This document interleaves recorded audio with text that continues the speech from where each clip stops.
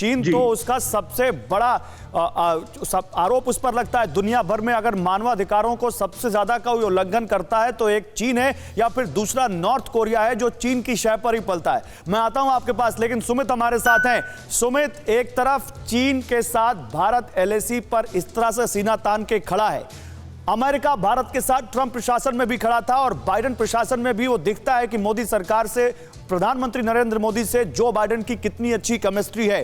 उसमें अमेरिका की संभावित रक्षा मंत्री अगर ये कह रही हैं कि 72 घंटे के अंदर साउथ चाइना सी में हम चीन के शिप को डुबोने की ताकत रखेंगे, तो चीन के लिए कितना बड़ा झटका है ये?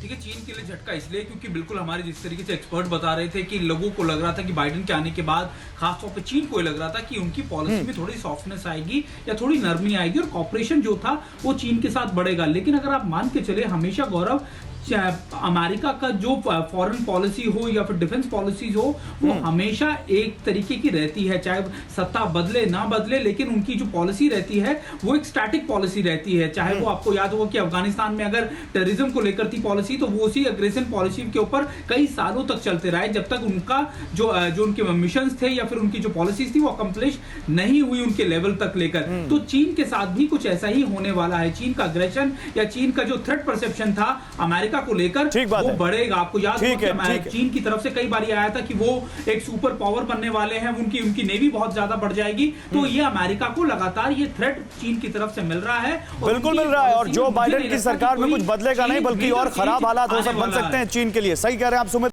परवाह देश की, सोमवार से शुक्रवार रात 10 बजे TV9 भारतवर्ष पर।